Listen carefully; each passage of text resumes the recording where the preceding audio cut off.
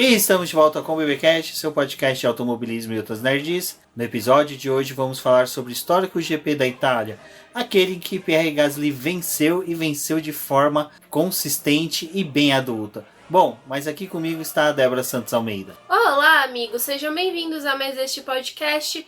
E bom, aquela vitória, né? Tocou o hino italiano, com o hino francês, então acho que foi uma boa pedida para esse GP. E aquela coisa, né? Ferrari não foi tão bem assim, acabou abandonando a corrida. Então acho que a gente teve um final de semana bem interessante aí para poder comentar. Isso mesmo, muita coisa aconteceu neste final de semana. Na semana que passou, nós tivemos aí 3 lives no Boletim do Paddock lá no canal do YouTube. Então se você ainda não é inscrito no nosso canal do YouTube, peço para vocês se inscreverem. Tem o link aqui no post, na descrição desse post, para você poder se inscrever no nosso canal. Caso você queira também, pode procurar diretamente no YouTube, é Boletim do Paddock, como sempre em todas as redes sociais. E estaremos aí esta semana também realizando mais 2 lives. A primeira nessa terça-feira, você ouvindo esse podcast, vai lá, leve perguntas do que você viu, que gostou, do que não gostou do que nós falamos. Vamos conversar um pouquinho na live, também estendendo um pouco mais esse podcast. E se vocês gostam do nosso trabalho, uma forma de vocês nos apoiarem é com a nossa lojinha, que já está disponível, tem alguns itens lá de automobilismo, vocês também podem fazer sugestões de coisas que vocês querem ver. E nós temos também a campanha lá no Apoie-se, que também vai estar aqui no link desse post, onde vocês podem contribuir com o boletim com qualquer valor.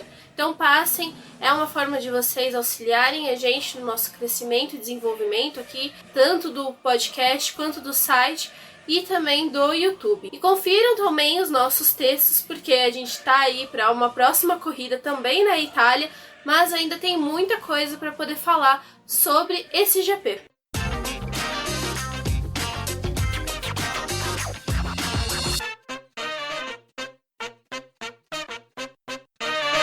Bom, primeiro, né, GP da Itália, a gente já tinha uma expectativa de que as Ferraris não iriam tão bem, que em decorrência do que a gente viu ali no GP da Bélgica, nós teríamos umas Renaults bem atuantes, lá de ponta, também teríamos ali os carros da RBR disputando posições, mas já nos treinos livres veio aqueles balde de água fria nos fãs das equipes francesa e austríaca, porque a realidade já não foi bem esta, né, Débora?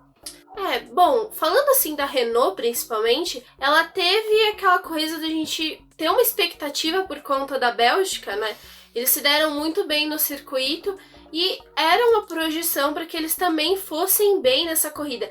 Mas é aquela coisa, os 2 carros pontuaram nessa corrida? Pontuaram sim, mas eu acho que a gente estava esperando mais coisa, né? Talvez um pódio ou até mesmo uma 4ª posição, e não foi essa realidade que a Renault encontrou. Ela também durante os treinos livres ficou um pouco apagada, principalmente por causa do desempenho da McLaren e até mesmo da AlphaTauri. Então a gente viu que não tava lá essas coisas, né? Que a equipe provavelmente não teria um fim de semana muito fácil. E a RBR, né, a Red Bull, ela também acompanhou essa questão, porque como essas outras 2 equipes estavam aparecendo muito nos treinos livres, eles também acabaram sumindo. E durante a classificação, algo que a gente não esperava, mas que aconteceu, foi o fato do Max Verstappen largar da 5ª posição.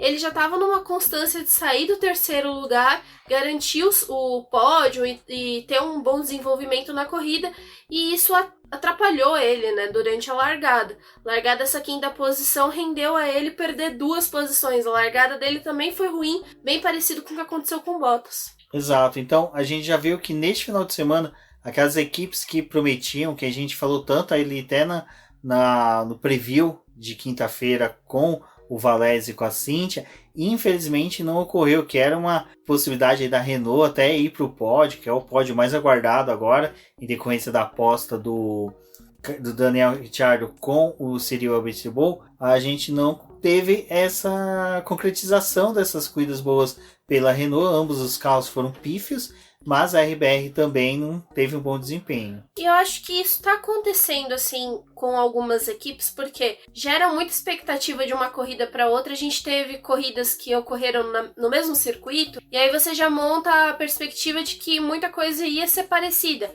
E aí quando a gente tem a outra corrida, tem essa virada, né? Não acontecem as mesmas coisas. E realmente, eles não tiveram o desenvolvimento que era esperado. E eu acho que para Red Bull é interessante porque a gente, assim, eles estão batalhando pelo segundo lugar do campeonato de construtores. Bem possível que eles fiquem com essa posição, mas assim, o Verstappen ele estava indo muito bem, pontuando muito bem com os pódios dele. E o Albon, né, apesar de não ser aquele piloto fantástico, ele ainda assim estava levando pontos para a equipe. E o que a gente tinha falado na live, também falou no outro podcast, a situação do Albon não parecia estar tão ameaçada, porque ainda assim a Red Bull estava confortável, né, na segunda posição. Só que aí com a corrida a gente teve o abandono da Red Bull, né, com o Verstappen. O Albon não pontuou e coloca eles numa situação difícil, porque aí a gente já teve a McLaren e a Renault pontuando bem. Bom, de quem a gente não esperava um bom resultado e realmente não os teve, até nos treinos livres, foi a Ferrari, que ela manteve, né, aquela péssima desempenho que ela já vinha fazendo. Então a Ferrari é legal que ela é uma constante permanente na Fórmula 1. Realmente, Rubens, eles ficaram apagados durante os treinos livres, não tinha uma perspectiva boa realmente para o final de semana, então foi aquilo que a gente já estava esperando, né? Ver a Ferrari andando atrás. Mas teve um ponto positivo ainda nesse treino livre, apesar de todo esse clima ruim que tá na Ferrari. O Vettel fez uma boa ação, ele comprou aqueles totens que foi colocado na arquibancada, ele pagou 40 euros e colocou esses totens na arquibancada com todos os membros da Ferrari. Foram 76 membros da Ferrari ao todo, né, Débora? E o interessante é que além da doação de 40 euros por totem que ele pagou, ele ainda fez uma doação pessoal para o hospital, em que vai ser destinada a verba dessa campanha que foi feita em Monza. É uma instituição de caridade que vai fazer essa distribuição do dinheiro para os hospitais e para as campanhas que foram escolhidas. São várias pela Itália, então acho que foi uma atitude bem legal e foi colocado junto com o totem que o Leclerc já tinha comprado. Então acho que foi uma atitude bacana, apesar de todo esse clima ruim que tá na Ferrari. E também foi uma coisa legal que a Fórmula 1 acabou contando, é que ele pessoalmente tá tirando fotos do pessoal da equipe do final de semana, porque ele quer deixar um álbum de fotos da temporada pro pessoal que trabalhou com ele esses anos. Também achei algo relevante, assim, algo legal, porque ele tá fazendo a parte dele, né? Ele tá tentando manter o clima, as coisas, e ficar bem, sair da melhor forma, né, da equipe. A gente vê que existe um esforço dele, né, de uma campanha dele aí. Essa ideia dele é de fazer um álbum, dar de presente de Natal pra todo mundo, tipo de lembrança do ano difícil que eles passaram. Então a gente vê que o Vettel realmente tem essa postura de tipo querer sair e não deixar pelo menos boas lembranças com a equipe. Boas lembranças que a gente já não tem tanto do quali, né, Débora? Porque nos treinos classificatórios a gente já viu que tava tendo aquela bagunça dos pilotos quererem sair. Saíram pouco, né? Saíram muito pouco durante o treinos livres, desculpa. Como a gente falou, a Monza tá no calendário da Fórmula 1 desde o início da Fórmula 1, só esteve ausente em 1980, mas o resto teve tudo. Então todas as evoluções dos carros de Fórmula 1 podem ser medidos através do desempenho deles em Monza. Dá para se fazer um estudo de evolução dos carros da Fórmula 1 só Fica utilizando. Uma dica pra Amazon aí, se estiver escutando o episódio, que faça uma coleta, um auxílio desses dados aí de Monza. É bem interessante, porque Monza mudou pouco o traçado, assim, teve mudanças radicais, mas só que foram mudanças assim que o layout principal se manteve, que é aquele formato de meia, né? Então tem essa evolução toda. Então o carro do ano passado para esse ano não mudou muito, menos para o Racing Point, que copiou, né, o da Mercedes, mas aí que tá, né? Ela podia ter usado todos os dados do carro do ano passado da Mercedes também. Então as equipes, por terem esses dados armazenados nos pendrives dela, nos disquetes, no caso da Williams, eles pegaram e utilizaram esse final de semana nos treinos livres e quase não foram para a pista. Muito dado coletado desses últimos anos, mas principalmente do ano passado, a referência maior é por conta dos pneus, né? Eles estão usando os mesmos pneus da temporada passada e vão utilizar eles por mais um ano, ainda que vai ter o teste de protótipos de pneus lá em Portugal, mas, né, tem toda essa coleta de dados, os pneus foram mantidos, apesar da Pirelli ter aumentado a pressão deles para essa corrida, tá fazendo isso ao longo do ano também, para poder conter um pouco do desgaste dos pneus, já que os carros evoluíram. E é algo que, assim, a gente já sabia, em outras pistas já estava acontecendo isso, deles ficarem mais tempo nos boxes, mas essa acho que ficou mais escancarado.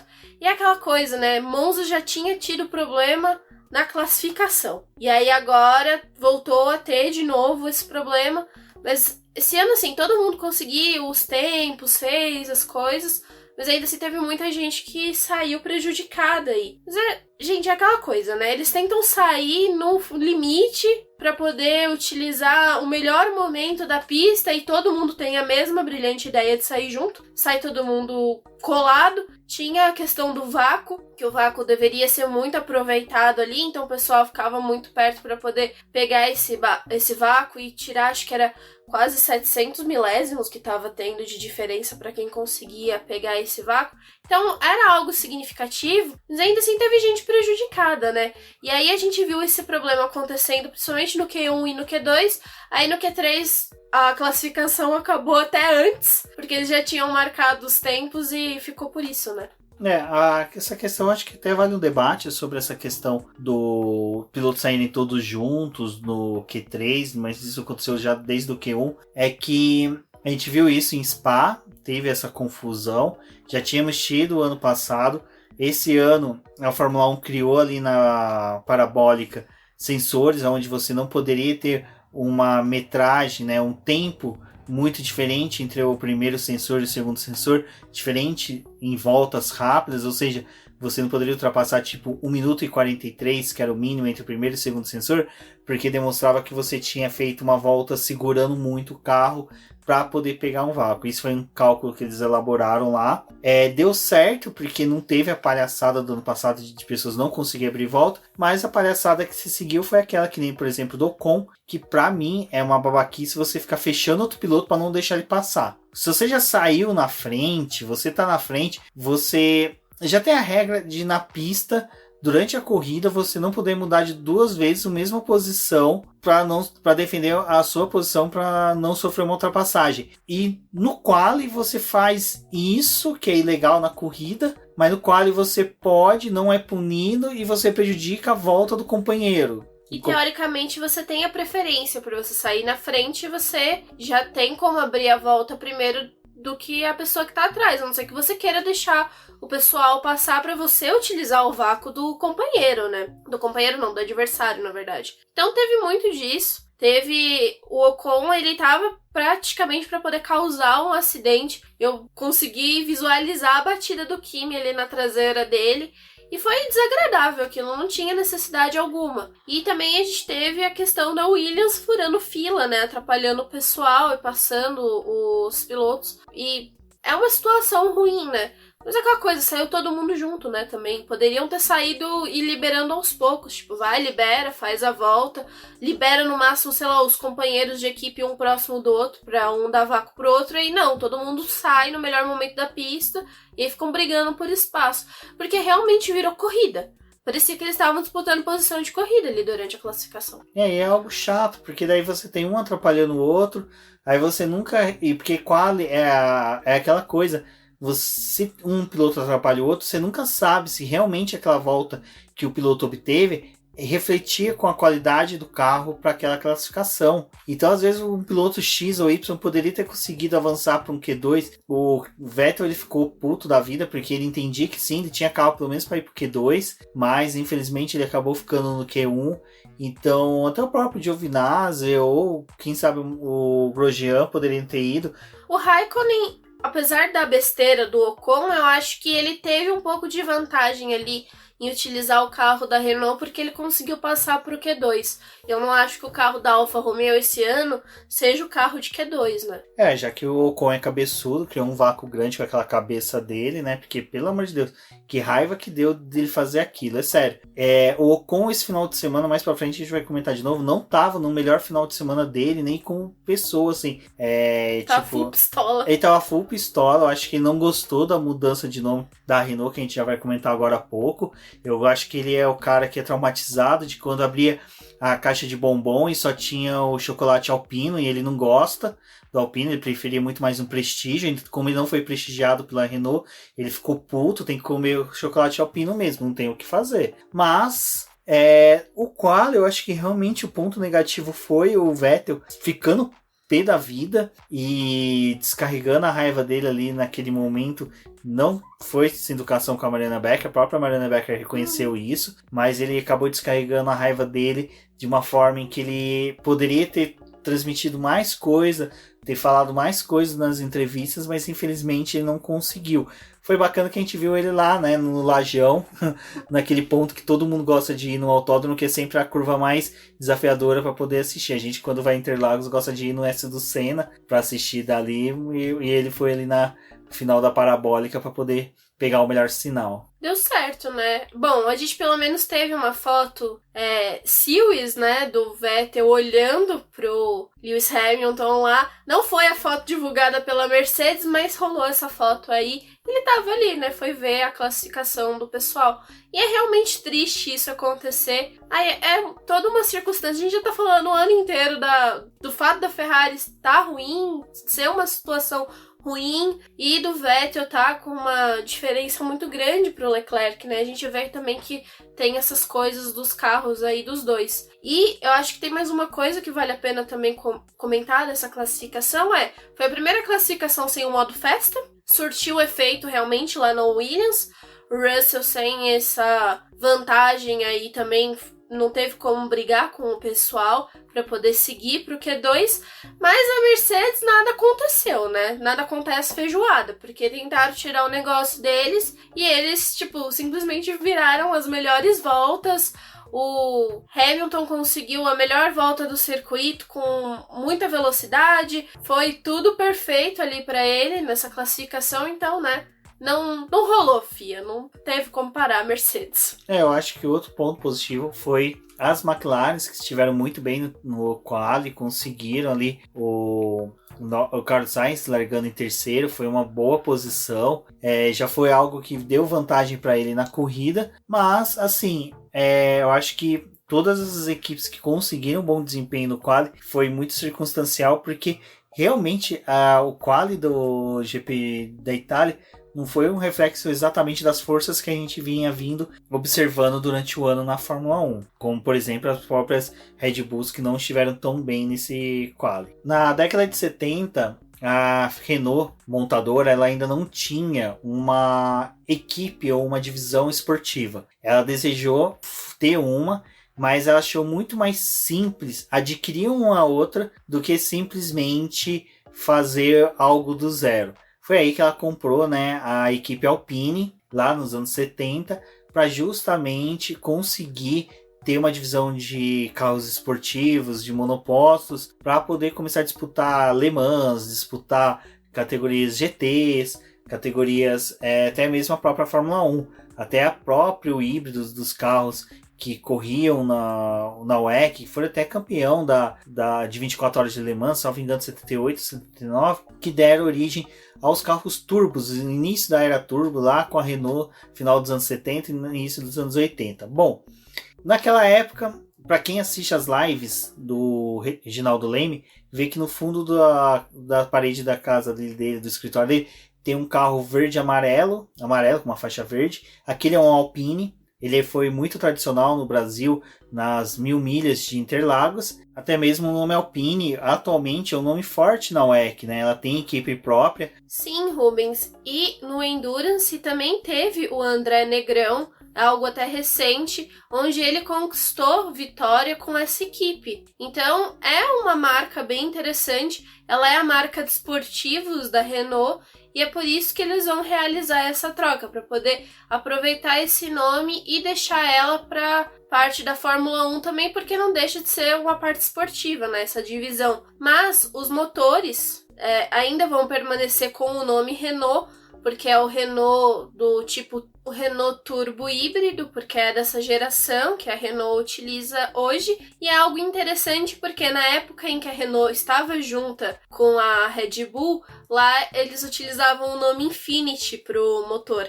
E aí agora a Renault vai trocar o nome da equipe, mas vai permanecer com o nome do motor. Então é uma coisa interessante. Acho que é legal porque a gente tá tendo essas mudanças de nome, né, ao longo dos anos. A gente teve a da AlphaTauri, que era Toro Rosso, e agora vai ter essa da Renault. E também vai ter a mudança da Racing Point para Aston Martin. Então é algo bem importante. E isso é porque a Renault sofreu a parte de reestruturação deles. Então eles querem aproveitar os nomes que eles têm disponíveis e direcionar as coisas para cada departamento para poder ficar mais organizado. Então é por isso que também vai ter essa mudança. É até interessante essa mudança nesse momento, porque a Renault agora só vai fornecer para ela mesma, né, motor. Ela não vai ter nenhum cliente. É até estranha essa situação dela, né? Porque de início ninguém queria o motor Honda, agora o motor Honda é um motor querido, né? A Red Bull tá muito bem, a AlphaTauri zero reclamações. E a Renault agora ficou relegada a ninguém, né? Somente a própria equipe. É uma pena, eu acho que seria interessante sim termos mais equipes utilizando o motor Renault para ter uma diferença, um modo diferente ali de condução do campeonato. Até então porque a Williams vai permanecer com o motor Mercedes, né? Então vai ser bastante equipe utilizando o motor Mercedes. A Mercedes, a Aston Martin, a McLaren e a Williams. São 4 fornecedoras. Né? São 4 equipes com o motor Mercedes. Uhum. As outras 2 coitadas com o motor Ferrari, né? A Alfa Romeo e a Haas. Então é interessante. Foi livramento, então, para Toro Rosso. Então, é interessante essa situação, porque eu acho que cria uma oferta de mercado, porque quem sabe a Haas, para se permanecer na Fórmula 1, não vise utilizar motores Renault para poder ter um barateamento do seu custo, porque também começa a ter um motor um pouco melhorzinho, apesar que esse motor Ferrari não deve ficar assim ad eterno. Eu acredito que no máximo próxima temporada, já 2021, deve ter algum gap melhor aí para ganho dela, mas vamos ver, né? A ideia aí é que 2022 seja o início de uma era que atraia novas equipes, novos investidores. Então vamos ver, vamos assistir isso com muito afinco e principalmente torcer aí que a Alpine, né, que chega na Fórmula 1 em 2021 trazendo Fernando Alonso, seja uma boa para o campeonato. O carro tá tendo um progresso interessante, apesar dessa corrida não ter refletido tanto progresso que a gente veio acompanhando nas últimas provas, mas pode ser sim aí um temperinho a mais aí para a temporada 2021, que tinha tudo para ser igual a 2020 por causa dos carros serem iguais. Já temos até uma perspectiva aí de mudança de pintura do carro. Provavelmente eles vão utilizar as cores da bandeira da França, que já é algo comum lá pro Endurance, então isso deve se refletir também na Fórmula 1. Outro anúncio que foi feito aí da Renault, mas um pouquinho anterior à mudança de nome, era o fim do protesto dela contra a Racing Point, e posterior até a Racing Point anunciando aí que não continuaria com o pedido de revisão da condenação dela de perda de 15 pontos, mais a multa, mas acho que o mais pesado aí de tudo era a perda dos 15 pontos. A Racing Point, ela resolveu entrar com esse recurso depois que ela se sentiu ameaçada por várias equipes do grid que também estavam pensando em contestar essa punição dela. E finalmente, agora antes da corrida do GP da Itália, eles resolveram retirar esse protesto, então não vai ter mais essa reavaliação da pena deles. Eles falaram que era algo que estava desgastando muito o time, porque era algo recorrente para eles ficar lidando com isso. E eles sabiam que não ia ter mais nada que pudesse mudar, até porque já foi revisto o regulamento, eles não infringiram as regras, porque aquilo de cópia não estava bem definido. Teve a causa do duto de freio, que também já foi solucionada. Teve eles assinando o Pacto de Concórdia, e essas coisas já foram definidas nesse pacto para poder não ter essas cópias que nem teve. Foi algo inovador, aí a gente pode colocar entre aspas, porque eles copiaram e era algo que não era muito esperado que outros times fizessem, porque tem sim cópias ao longo do ano de peças e de outras coisas, mas foi algo muito complexo. E, bom, enfim, né? Agora a gente não vai ter mais essa dor de cabeça. Apesar que ainda tem esse protesto da Ferrari que parece que eles não retiraram, mas eu acho que também não vai mudar mais em nada, assim. Todo mundo acho que já seguiu em frente com essa decisão. Eu acho que a Ferrari ainda permanece um pouco com protesto, mas para poder ainda manter aquele jogo político dela mesmo. É uma forma dela de ainda demonstrar que ela ainda tem interesses dentro da Fórmula 1, é um termômetro dela, mas para poder ver também como tá a situação dela junto com comissários, com dirigentes, essas coisas. Mas foi que eu e a Débora falamos, a gente debateu sobre a questão de casar a mudança de nome da Renault com o fim do protesto da equipe contra a Racing Point. Foi ventilado aí na imprensa internacional que a Renault com isso teria informações de desenvolvimento dos motores pela Mercedes, que a Mercedes tinha intervindo falando, olha, a gente tem interesse que o protesto não vá para frente, então por isso tá aqui a pasta com ajustes de motores para vocês poderem utilizar nos carros de vocês. Que também foi encontrado no nosso lixo, vocês podem buscar ali do mesmo lugar que veio as peças da Racing Point. Então isso é interessante porque a Renault começa a ter um mapeamento de motor diferente, com informações vindas da Mercedes, e é o que a gente estava conversando de que é interessante esse momento, porque a gente sabe que toda vez que uma equipe muda de nome, há consequências para ela dentro da Fórmula 1. Questão de aceitação das outras equipes, há uma votação, se vai poder alterar. E principalmente a Renault, que desde que ela voltou para a Fórmula 1, lá em 2000 e, salvo engano, 2013, ela pegou, não, foi um pouquinho antes, agora não me recordo agora de cabeça, ela vinha querendo ter participação na divisão de valores para equipes históricas, que a Ferrari, a McLaren e a Williams tinham uma bolada maior. A Mercedes, se eu não me engano, recebia um pouquinho, porque ela conseguiu demonstrar que ela também teria direito, e a Renault também quis ter essa participação, então foi uma briga, e eu acredito que para que a Alpine continue recebendo essa verba, ela vai tentar brigar, e com esse fim de protesto ela vai utilizar isso. É muita especulação, mas só que começa a fazer sentido essas teorias de conspiração do pessoal que usa papel alumínio na cabeça, porque no momento em que começa a ter essas discussões, começa a surgir fim de protesto, mudança de nome, simplesmente questões que você vai depender de consentimento das outras equipes. Você começa a ter mudanças em que você começa a duvidar como eu poderia dizer, do altruísmo das outras equipes e deixa ela fazer, vai ser bacana pro campeonato. E também com esse pacto de concórdia novo tem toda essa questão da divisão melhor do dinheiro que é passado para as equipes. Vai ter muita coisa que vai mudar realmente para 2022 e eles já estão aproveitando para fazer algumas mudanças agora para 2021. Então tem essa questão da Aston Martin que foi voltado, agora teve a da Alpine. Eu acho que é legal, a gente vai ter essa mudança. É meio confuso no começo pra gente quando troca esses nomes, porque você já tá familiarizado com os nomes antigos. Mas assim, né? Já que eles estão partindo para essa parte do desenvolvimento da questão do automobilismo, para poder manter esse nome, para poder trazer essa coisa de história deles, ao meu ver, é algo bem legal. Agora a gente vai avaliando e vendo essas coisas que estão sendo comentadas e se realmente teve essa ajuda ou não teve. Tem muita coisa que acontece ali escondida embaixo dos panos que a gente fica sabendo esses burburinhos, mas não tem muitas vezes como provar, né, que realmente estão rolando. Mas é o que o Miss falou, dentro dessas circunstâncias que estão rolando, eu acho que é bem possível que algo do gênero tenha acontecido. Então fica toda a especulação, mas a torcida também, hein, que a Alpine chegue na Fórmula 1 e consiga fazer bonito, é aquilo que a gente torce sempre, independente se tem uma hegemonia ou não de uma equipe. Como foi bacana hoje a gente ver pilotos disputando posição, brigando por posição. Eu acho que uma Fórmula 1 movimentada, causada, porque todos têm desempenho parecidos e possam se aproximar num grid,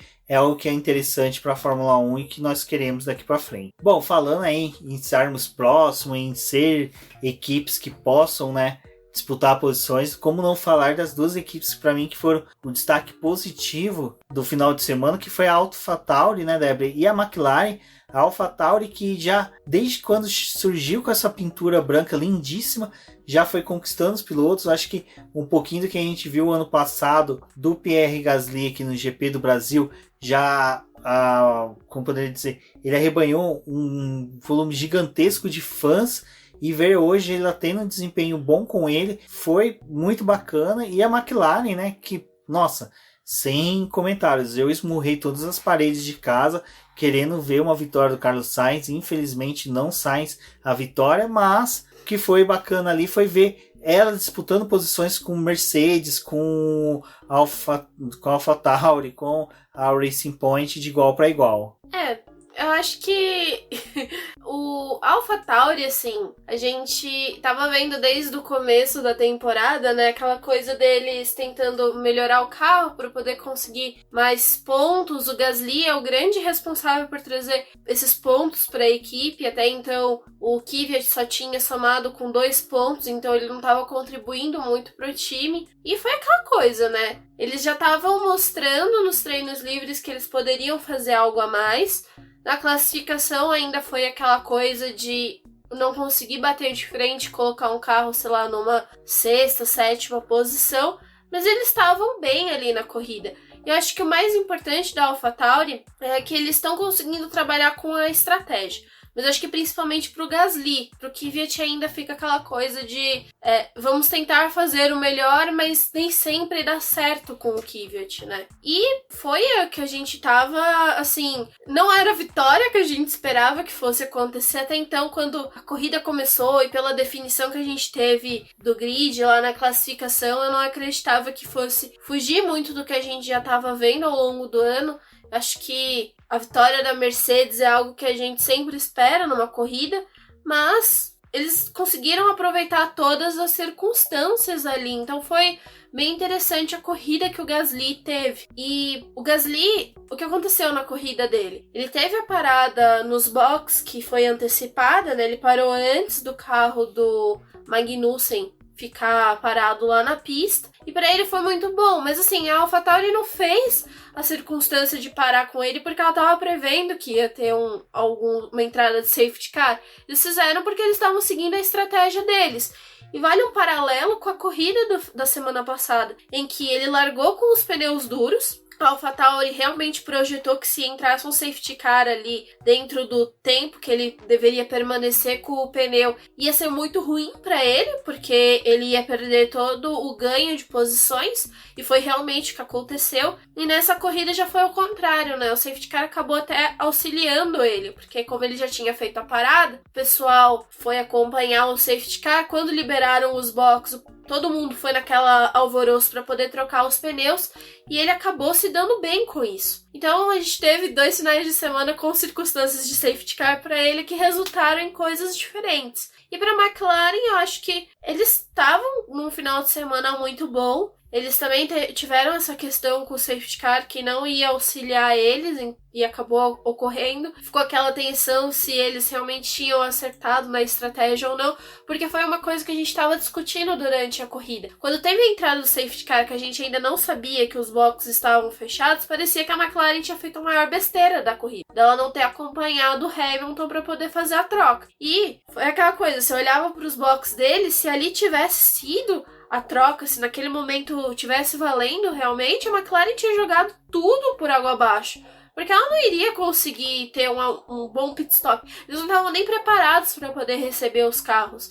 Então foi uma circunstância boa esses boxes estarem fechados, que deu tempo deles avaliarem todas as condições. Fazia tanto tempo que a McLaren não colocava pilotos ali na frente numa corrida normal, vamos por dessa forma, que os mecânicos não sabiam nem o que fazer. Eu acho que eles estavam ali, tipo, tweetando, mandando foto pra família, falando, olha, a gente tá conseguindo, prepara aí o almoço, porque vai ser uma festança danada. Foi patética. A McLaren, ela consegue se auto-eliminar de uma prova simplesmente por fazer pitstops trágicos. Então, pela primeira vez, ela conseguiu ter a sorte do lado dela e não ter se prejudicado em decorrência da lerdeza dela. E tem isso que você falou da lerdeza, né? Porque o Sainz parou, quando teve a rodada de pit stop, ele tinha preferência porque ele estava na frente e eles resolveram fazer o pit stop duplo, né? Mas o Lando, ele deu aquela atrasada ali, deu aquela segurada no pessoal, ele freou já em cima da linha.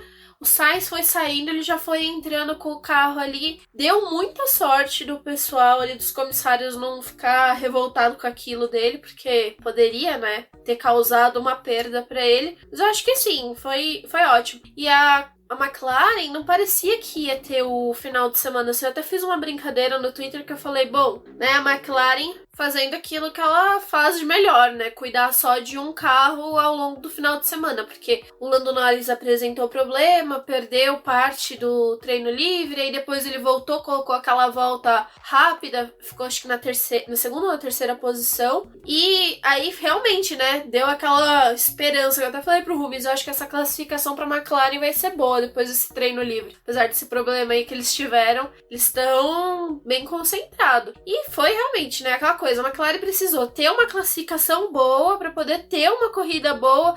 E, olha, eu vou falar que eu fiquei aquela tensão na hora que eles resolveram fazer esse pit stop duplo, porque assim, era a única opção que eles tinham. Ou eles faziam esse pit stop, eles perdiam a posição do Lando Norris. E deu aquela coisa, né, porque as paradas da McLaren não são muito boas, mas deu tudo certo e tava tudo conspirando pro final de semana deles. E o Sainz tinha falado depois da classificação que ele não tava tão confiante de que a corrida ia ser boa para eles, porque o carro da McLaren não costuma ser bom para corrida, tem aquela parte ruim durante o começo da corrida e depois que eles voltam a render porque o carro já tá mais vazio, só que ele achava que eles iam perder posição. E aí ele teve uma largada muito boa, contou com essa largada pífia do Bottas. O Lando conseguiu aproveitar o pessoal ali que tava do lado dele indo mal também para poder ganhar posição.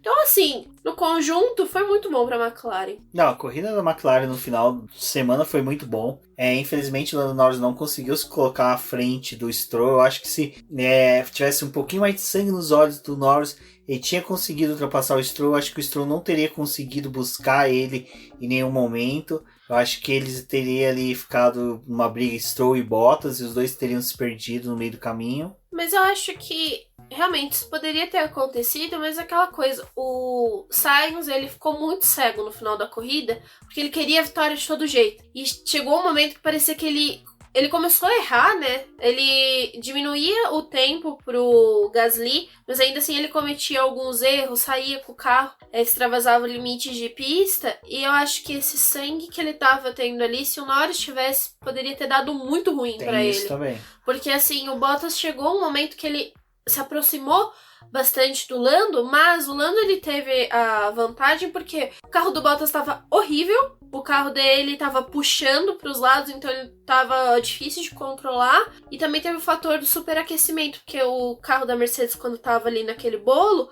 o motor começou a superaquecer. Então ele tinha que se afastar do Norris, ele não conseguia realizar essa ultrapassagem. Então assim, eu acho que o Norris foi conservador no que ele fez, mas ele conseguiu garantir a quarta posição. E assim, foi uma coisa que eu tava falando pro Rubens, vale muito mais a pena a McLaren pontuar muito bem com os dois carros, porque foi a melhor pontuação deles do ano. A primeira melhor foi na Áustria, quando eles conseguiram 26 pontos, e isso foi na primeira corrida do ano. Nessa prova eles conseguiram 30. E assim, melhor conquistar ponto pra poder brigar com a Racing Point do que perder a chance de, sei lá, ele ter ido pra cima do Stroll, os dois terem estocado ele, né, na pior circunstância, levar a pior. Por e aí é aquela pontos. coisa, né? 30? Eu tô bem de matemática. Não, 18, 12. Isso mesmo. Mas, de qualquer forma, eu digo ainda, mesmo que o Bottas venha e o Toto Wolff venha falar com essa de que o carro do Bottas estava horrível, o carro dele estava... A questão do superaquecimento até eu entendo que realmente ocorre. Isso daí é nítido, todos os carros têm. Mas a questão dele falar, o carro tá puxando para um lado, tá puxando para o outro. Eu queria ouvir o áudio da conversa dele com o Toto Wolff sobre isso, que eu acho que deve ter sido assim: Bottas, o que tá acontecendo? Meu carro tá puxando pro lado direito e pro lado esquerdo. Quando isso acontece? Quando eu viro o volante pro lado esquerdo e pro lado direito. Cara, porque, desculpa, o Bottas, ele falar isso no final da corrida é estranho pro cara que teve a pior largada da corrida. E acho que ele colocou essa culpa do negócio do carro ficar puxando de um lado pro outro, porque ele teve toque, né, no começo da corrida.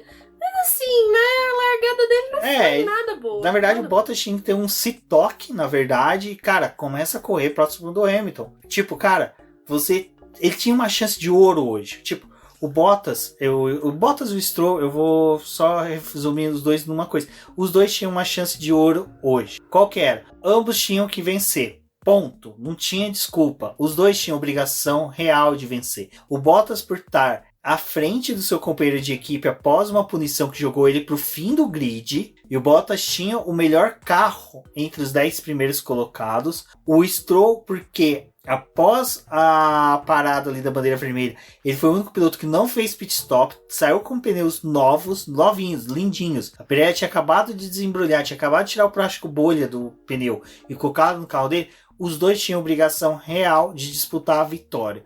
Um dos dois tinha que ter saído com a vitória. Mas é ridículo quando dois pilotos simplesmente cometem erros patéticos. O Bottas na largada já teve um erro ridículo, que não conseguiu largar bem. Eu acho que o Bottas... Segunda corrida seguida.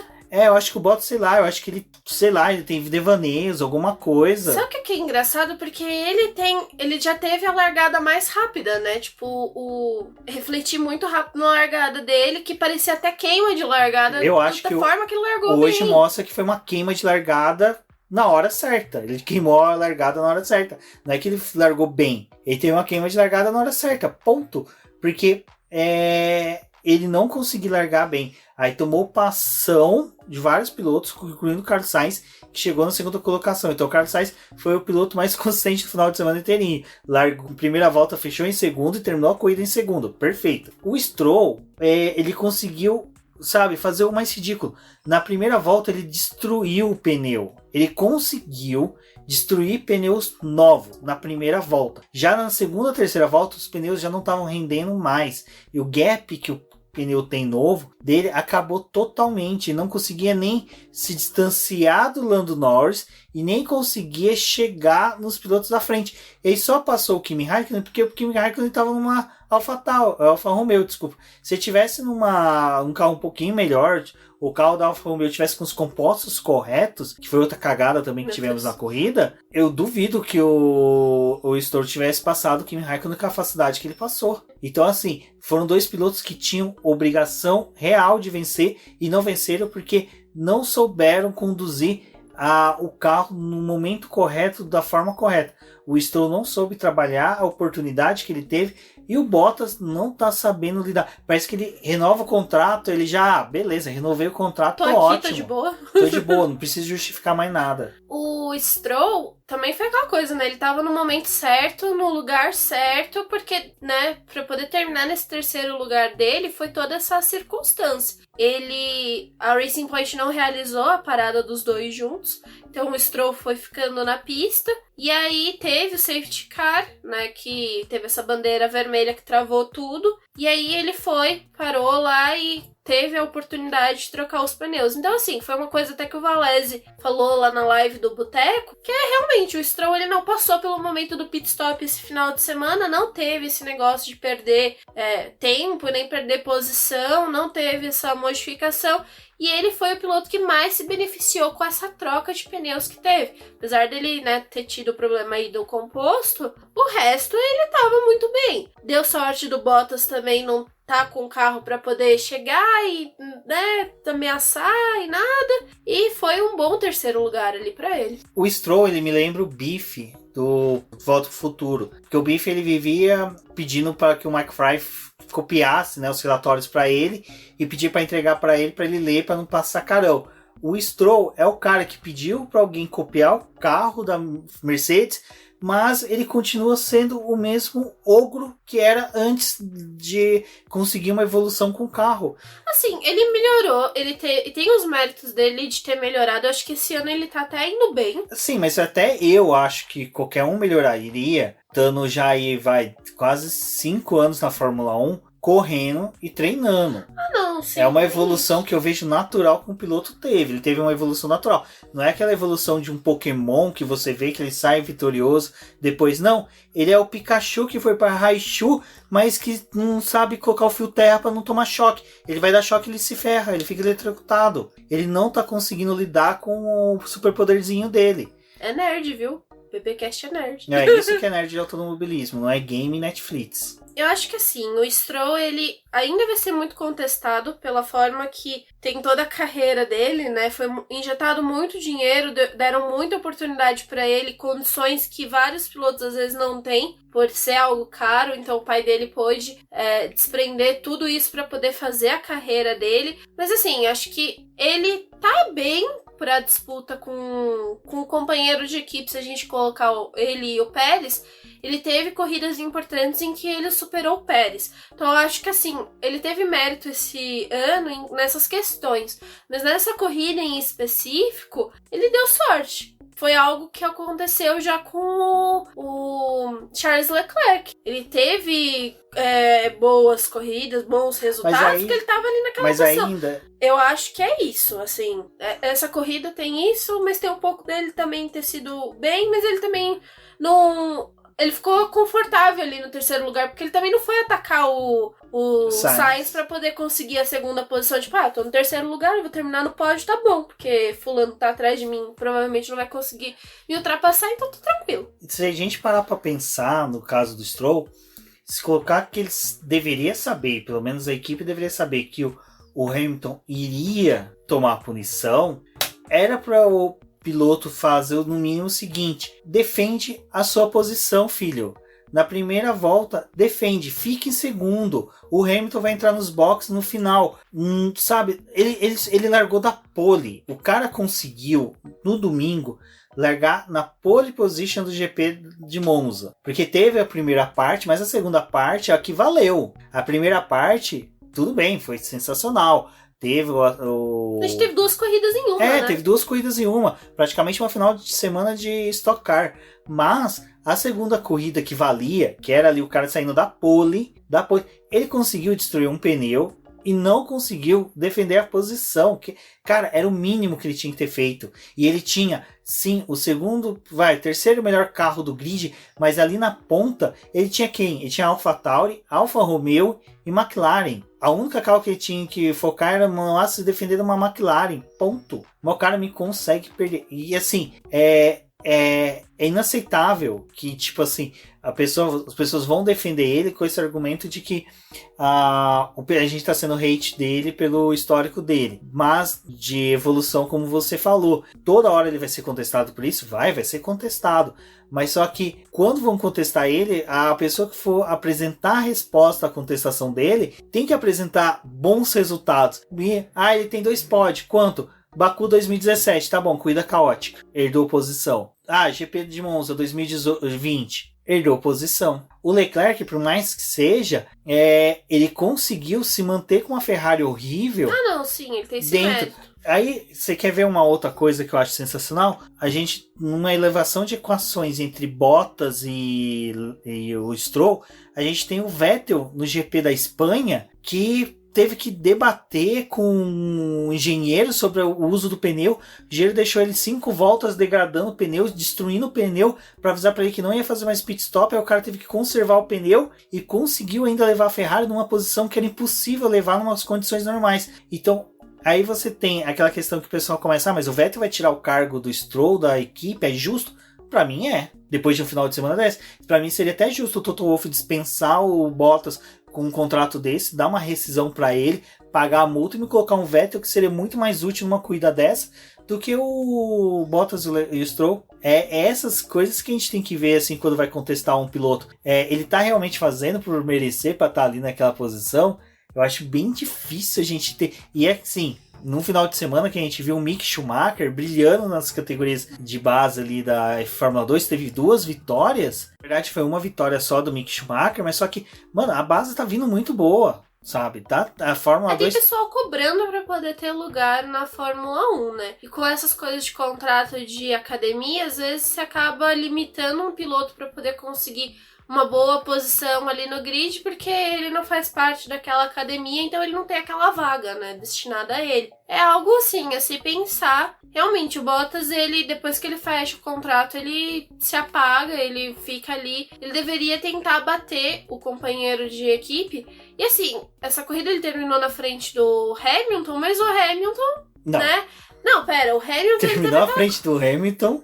ele, numa circunstância que não era assim. E era justamente pra ele poder estar brigando pelo pódio, não defendendo a quinta posição dele. Eu acho que a Mercedes deve ter mostrado uma placa pro Hamilton falando: Hamilton, calma, que se você ultrapassar os 2 carros da frente, você vai ultrapassar teu companheiro de equipe. Espera aí. Segura pra não humilhar o garotinho. Tipo, segura. Segura porque o Bottas tá na 5ª posição, você tá em 7º agora. Tipo, o pneu super desgastado. E sobre essa a performance pífias no final de semana, nem vamos falar do Albon, porque eu vou dar o mérito pra ele de ter tido um péssimo desempenho, porque ele teve encontro com o Gasly no começo da corrida, quebrou a assoalho, a gente sabe que a assoalho sim dá uma grande diferença na corrida. Os carros da da Red Bull, desculpa, não estavam bem esse final de semana, então eu vou dar esse mérito pra ele. Mas só que o Albon tem que abrir o olho. Eu acho que assim, o release da Red Bull disse muito que eles, né, estavam sentindo o final de semana. A pessoa que digitou aquele texto não tava... Tava com ódio, não tava nem bebendo a Red Bull, tava bebendo Monster. Porque ele usou miséria em Monza. Assim, foi o cara que que coloca miséria em Monza, ele nunca teve um Monza carro na vida pra saber a miséria que é. Tipo, ou provavelmente é um brasileiro que fez e falou: cara, eu me lembro de quando meu avô tinha um Monza álcool lá na década de 80, tinha que a família inteira acordar de manhã, empurrar o carro, fazer o carro esquentar pra poder dar partida nele. Foi o que eu falei, né? Nossa, foi muito difícil. Foi realmente uma miséria em Monza, porque eles repetiram o que aconteceu ali no GP da Áustria, né? O Verstappen abandonou, ele teve problema agora com a unidade de potência, então é algo que eles vão precisar avaliar. A Honda vai passar um tempinho aí vendo o que aconteceu com esse motor. E aí a gente teve a questão do álbum, tipo, teu companheiro de equipe não vai pontuar e você também não vai, né? Porque você não vai acabar nos pontos. E, né, 2 resultados desastrosos que a gente teve nessa temporada pra Red Bull. E foi o que eu tinha falado, né? Assim, o álbum tá naquela situação confortável porque a Red Bull ainda tem ponto, tá? Não sei o que. Só que é a mesma corrida, né? Que ele teve problema, que ele não rendeu, que ele ficou lá atrás e não fez nada. Ele terminou em 15º só à frente do Giovinazzi, porque também o Giovinazzi punido, com carro ruim, com pneu que a Alfa Romeo não soube escolher. Deixou ele também num cenário péssimo. Vamos só comentar rapidinho da Alfa Romeo, que teve essa questão. Teve a bandeira vermelha, os pilotos foram pro pit lane. Pit lane você pode trocar todo o carro, só não pode trocar motor e câmbio. Peças que lhe dão punição você não pode trocar, o resto você pode trocar tudo. E é por isso que até o negócio do Bottas, achei surpreendente falarem que o carro dele tava tendo esses desvios de personalidade. Ora tava pendendo pra entidade da esquerda, ora tava pra entidade de direita, ora tava querendo ir pra cruz, porque o carro do Hamilton foi desmontado. O do Bottas não, o Bottas nem saiu do carro. É impressionante que todos os pilotos saíram pra mijar, pra conversar, pra dar risada, pra jogar gamon. O Bottas ficou no carro o tempo todo. Eu não vi ele fora, na transmissão não mostrou, em nenhum momento foi tweetado nada falando que ele tava. Acho que porque a namorada dele não tava lá e não tinha motivo nenhum pra confraternizar com o restante da Fórmula 1. E o carro do Hamilton foi desmontado, a gente viu a carenagem pra fora. A FIA indo fazer verificação do que eles estavam querendo mudar no carro. E o do Bottas, se eu não me engano, abriu a parte traseira, mas se eu não me engano foi só de um lado, que foi do lado direito. O lado esquerdo não. Já o do Hamilton não, do Hamilton já estava todo desmontado. Você viu que a Mercedes focou ali em dar um desempenho. Eu acho que eles quiseram zerar o carro, para o carro voltar para a pista. Uma boa relargada, né? E o Hamilton fez o que prometeu, ganhou 5 segundos por volta. O cara é monstro, né? E o da Alfa Romeo foi que eles foram... Nossa, difícil até de falar, viu? Porque teve essa coisa da troca de pneu e ok, o Kimi e o Antônio já tinham feito a troca, o Giovinazzi foi punido nesse meio tempo aí porque a Alfa Romeo fez a troca dele de pneu na mesma circunstância do Hamilton, né? Eles entraram e o box estava fechado, então os dois tinham esses 10 segundos de punição para poder cumprir. Para a Alfa Romeo praticamente 10 minutos mesmo. E beleza, a gente tá aqui, os dois carros vão ficar na frente, o Giovinazzi a gente sabe que ele vai ter que cumprir a punição. O que a gente vai fazer com os pneus? Colocar macio, fazer o resto da corrida com pneu macio. Na volta 24 a gente vai ficar com pneu macio pro resto da corrida. É um absurdo, assim, demais. Porque tudo bem, o carro é ruim, não tinha como eles competirem com a questão de motor. Mas tenta terminar pelo menos na zona de pontuação, né? 2 pontos. Não, eles resolveram jogar tudo pro alto. E aí colocaram esses pneus no Raikkonen, óbvio que ele perdeu o rendimento com o carro. Até o Raikkonen, ele falou, tipo, foi eles que resolveram fazer essa estratégia aí, né? Tipo, a gente viu que não tava dando certo, mas fica aí com isso. E o Raikkonen e o Giovinazzi tinham esse benefício porque eles já largaram com os pneus médios, e aí eles foram lá, colocaram esses pneus macios que poderiam ter sido médios pro final e ficaram com essa estratégia horrível que não rendeu para eles absolutamente nada. Nem pro Giovinazzi ter um carro para poder conquistar algumas posições e retomar, né, alguma coisa ali dessa corrida. Teve a punição do Hamilton e do Giovinazzi. Assim, a gente discutir um pouco sobre ela é um pouco difícil por causa da questão de que as imagens on-board elas não são muito esclarecedoras quanto à visibilidade da placa de informativo de que o safety car estava em pista. E o Hamilton, ele falou que ele estava olhando pro volante dele, então ele não viu essa sinalização. Para ele, como teve a parte do safety car, ele poderia entrar para poder fazer essa troca. Até o pessoal falar que do lado externo da parabólica tem umas placas luminosas assim, que indica que o box está fechado, mas é uma curva que você faz olhando para a direita, porque você está vindo com o carro, você pode olhar um pouco para a esquerda para ver se o teu carro não está escapando, mas só que a visão toda é para direita. Então é complicado, tem essa questão de que o final de semana inteirinho os pilotos são instruídos, tem os briefings onde que conversam de sinalização, os pilotos falam, olha, tal placa tá meio obscura, tal placa, dependendo do horário, bate uma luz e a gente não consegue ver ela, tudo isso é discutido no briefing. Então, se nenhum piloto falou que não tinha visibilidade, não tem como depois da punição vir reclamar sobre isso. E assim, também é uma situação atípica, né? Porque geralmente, realmente, quando tem o safety car, o pessoal entra para poder fazer a troca dos pneus. E a situação ali da onde o Magnussen parou é um ponto da pista que não tem como levar o carro para trás para poder esconder ele ali no guarda-reio. Realmente tinha que entrar para poder tirar o carro ali da pista. Ele estava num ponto que era próximo à entrada dos boxes. Então, assim, foi algo que já tinha acontecido nos treinos livres, quando o Ricardo teve problema, ele parou no mesmo ponto e aí eles paralisaram a sessão para poder remover o carro dele. Acho que foi o que era esperado, né? A entrada do safety car para remoção desse carro.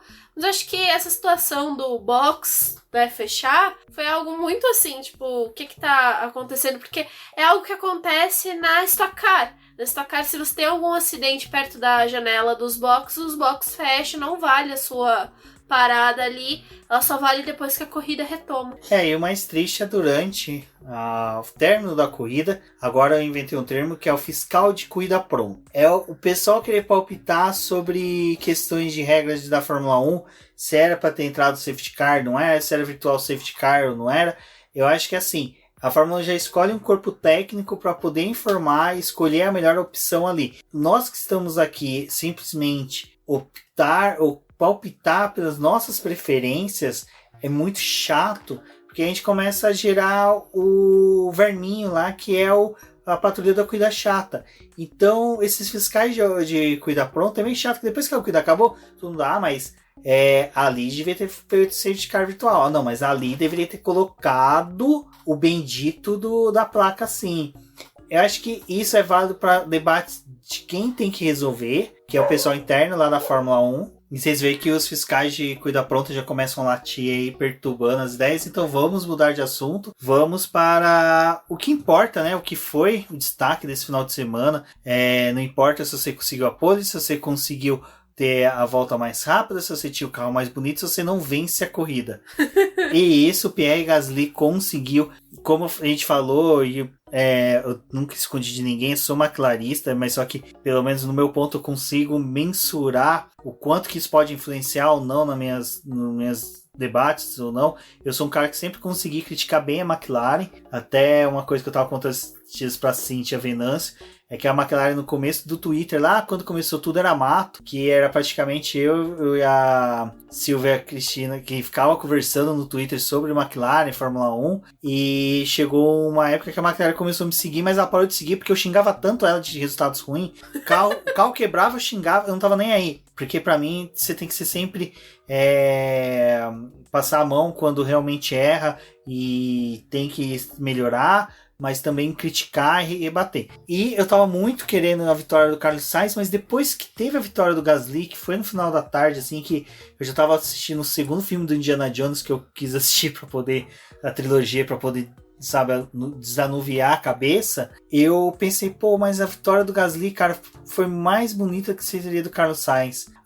O Gasly, a gente pega, pra quem é nerd mesmo e gosta de acompanhar cultura nerd, gosta muito de estudar e saber sobre a jornada do herói. E a jornada do herói do Gasly tá sendo linda. Cara, ele foi o cara que teve chamado, foi pra Red Bull. Não estava preparado ainda. Não estava preparado. Eu me empolguei, mas resumindo, a jornada do herói é assim. Você perde uma batalha, daí você tem... Desculpa, você tem um chamado, você nega o chamado, daí você perde uma batalha, você assume o compromisso e segue até ter a sua consagração. Resumidamente é isso. E foi o que o Gasly tá fazendo. E cara, ver a vitória dele, ver os fãs, a galera que tava com a gente ali no setor A, no Twitter, comemorando a vitória dele, teria sido muito mais do que do Carlos Sainz. E eu acho que assim, teve essa corrida que ele fez no GP do Brasil, que foi o primeiro pódio dele, e de fato a Toro Rosso tá abraçando ele, né? Eles estão tentando dar o melhor carro, fazer o que é possível para ele ter uma boa corrida, ter um bom final de semana. E eles tiveram essa coisa que eu acho que o pódio mudou muito, assim, a cara da equipe naquele momento. E aí agora, esse ano que eles estavam, tipo, brigando pra poder ter um carro melhor, tá nos pontos, e aí vem a vitória que, assim, foi esplêndido realmente. E, nossa, não tem como você não lembrar, né, da Toro Rosso lá em 2008, com a vitória do Sebastian Vettel, e volta todas aquelas coisas agora, AlphaTauri com a vitória. Nossa, é incrível, assim. E eu acho que do conjunto que a gente tá tendo agora, do Gasly, dele ter casado com o time, dos pontos que ele conquistou, seria muito injusto com ele colocar ele agora na Red Bull. Porque, pegar um carro no meio de uma temporada, um carro que a gente sabe que eles estão usando às vezes mais pra teste, pra poder levar as coisas pro Verstappen.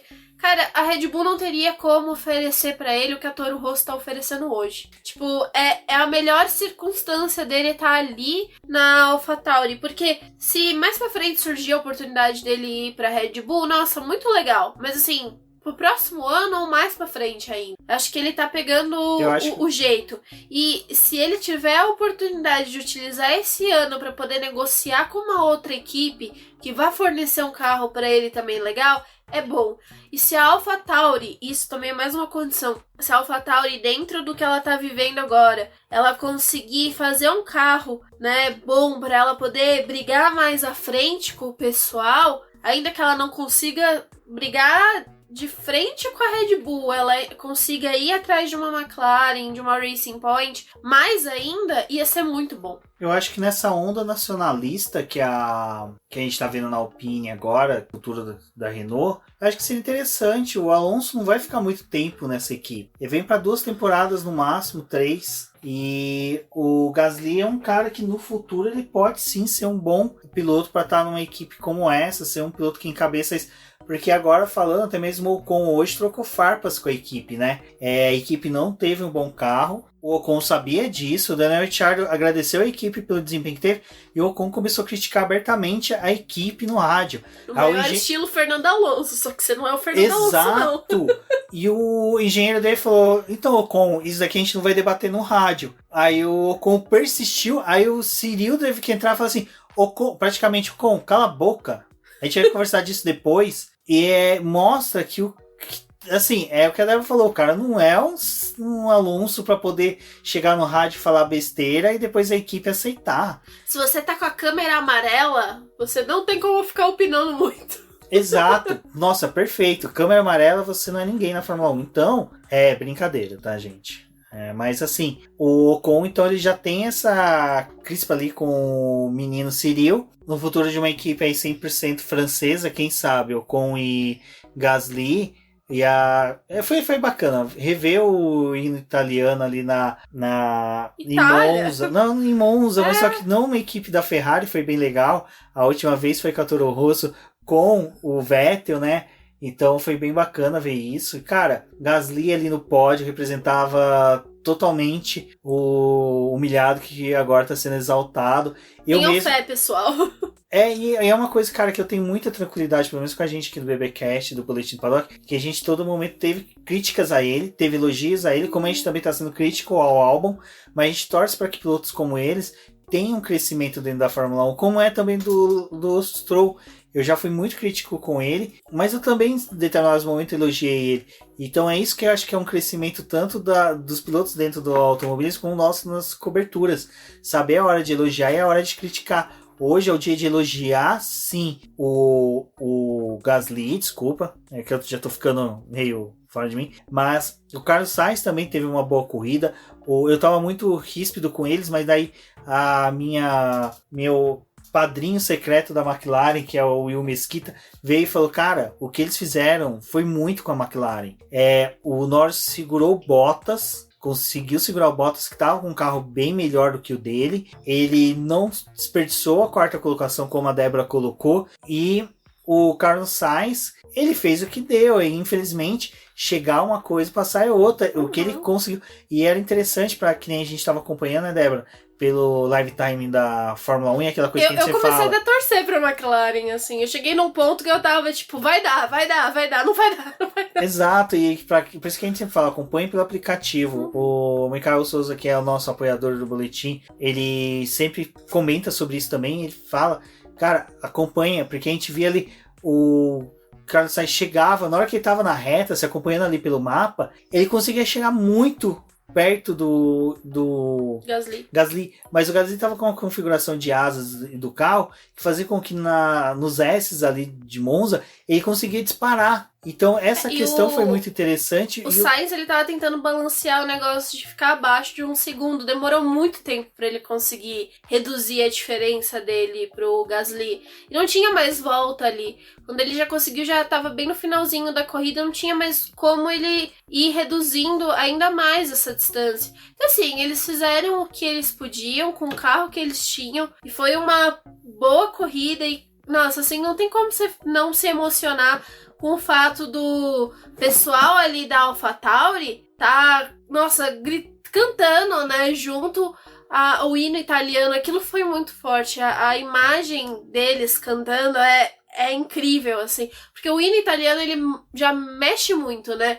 Aí tem o fato de a Toro Rosso ter repetido, né, porque tá recente, eles trocaram o nome agora, eles repetirem o feito na mesma pista, e aí começa a passar todo um filme da história do Vettel, do quanto que aquilo ali foi significativo pro restante da carreira dele, como que foi a ida dele pra Red Bull. É muito doido, assim. E a gente tava falando no preview, né, o quanto que foi importante isso do Vettel, e aí chegou essa corrida e aconteceu isso, e totalmente inesperado. E foi algo que até no Twitter vai a gente marcar tava... a Fórmula 1, né? É uma coisa histórica. E é a primeira vitória de um piloto, né? Uma coisa que você também não esquece, porque até o próprio Gasly, ele tava tipo, eu ainda não estou acreditando que eu sou um piloto que venceu na Fórmula 1. Então é muito significativo tudo isso que aconteceu, sabe? E é uma geração que tá junta, né?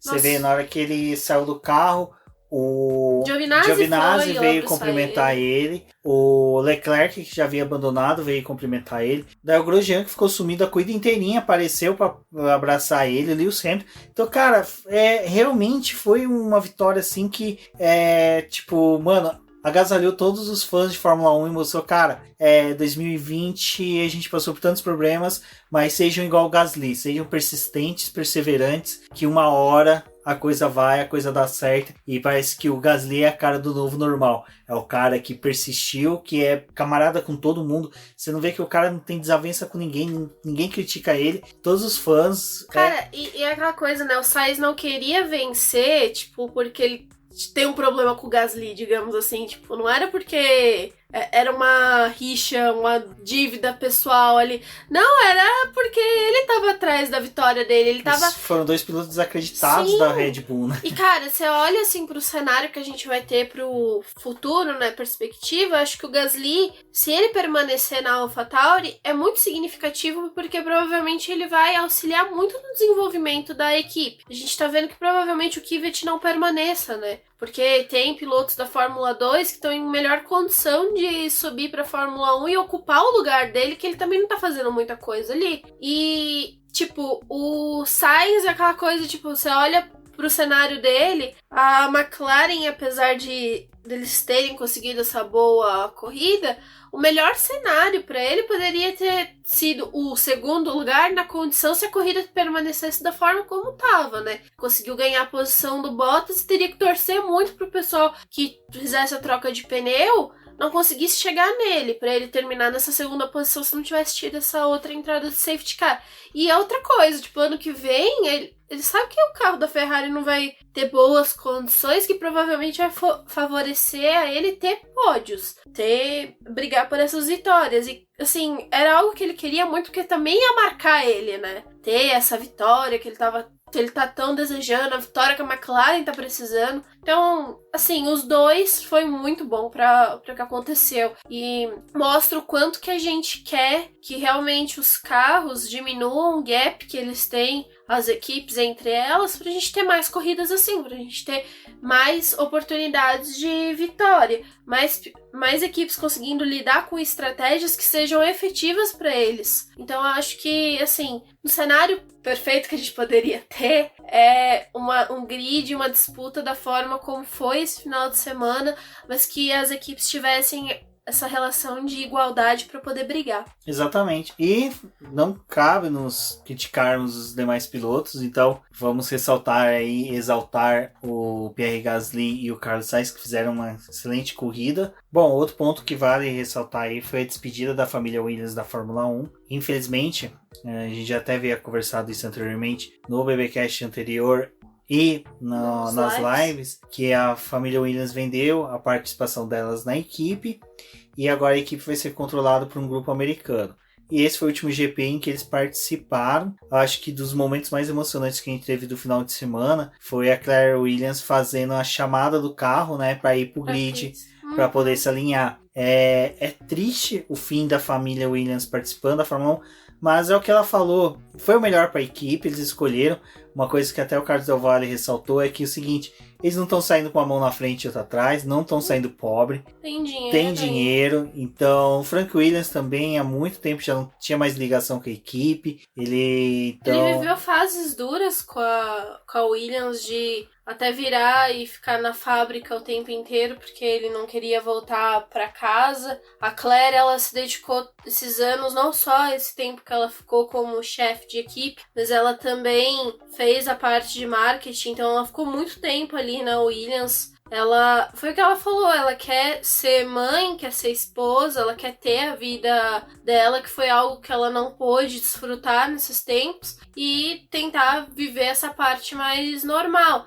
E assim, tudo bem, ela quer isso, eu acho que é o que ela tá desejando agora, e eles saíram bem da Fórmula 1, agora a gente espera que a Williams se recupere, que possa voltar a ter boas corridas, a não só disputar as últimas posições, foi algo que a gente até falou lá na live. Se vocês puderem também, confiram a live que a gente fez com o Valese e com a Cíntia do preview. E eu acho que é isso, eu acho que foi a história que a gente teve. A Williams tem essa história muito marcante dentro da Fórmula 1 e é o ponto, talvez, agora da virada da Williams, né? Foi o que a gente já tinha comentado lá. A McLaren já não tem mais um McLaren participando da equipe, a Ferrari a mesma coisa. Vamos ver o que vai acontecer agora. Eu espero que o legado da Williams, a história da Williams permaneça realmente. Bom, então foi isso, pessoal. Agradeço a todos que acompanharam o Boletim Paddock, o BBcast, nesse final de semana e que ouviram nós até aqui. Como foi dito, terça-feira teremos aí no dia 8 uma live comentando sobre pontos que a gente viu depois agora sobre a corrida, também o que vocês ouviram agora e quiserem conversar com a gente na live. Então convido a todos para que participem. Eu sou o BGP Neto, um forte abraço a todos e até a próxima. Eu sou a Débora Almeida, no Twitter como The Flowers. Siga o Boletim do Paddock nas suas redes sociais como Boletim do Paddock. Apenas no Twitter como @diznoboletim que. Confiram a nossa loja de camisetas, o nosso Apoie-se e até a próxima. Bom, é isso, pessoal. E agora nós vamos inserir os agradecimentos dos nomes dos nossos apoiadores no final. E são eles: Ricardo Bannerman, Maia Barbosa, Elezer Teixeira, Luiz Félix, Arthur Felipe, Rafael Celone, Will Mesquita, Antônio Santos, Rogério Froner, Helena Lisboa, Cássio Machado, Carlos Delvado, Bruno Valic, Eric Nimes, Bruno Chinosaki, Alberto Xavier, Will Bueno, Ricardo Silva, Beto Corrêa, Fabrício Cavalcante, Arthur Apóstolo, Sérgio Milani, Melquiades Veloso, Micael Souza, Ezequiel Bales, Cineo Messi, Rafael Arílio, Rafael Carvalho, Fábio Ramiro, Lauro Vizentim, Maria Ângela, Thaís Costa, Rafa Catelã, Jane Casalec e Carlos Eduardo Valese. Muito obrigado a todos. Isso é tudo, pessoal.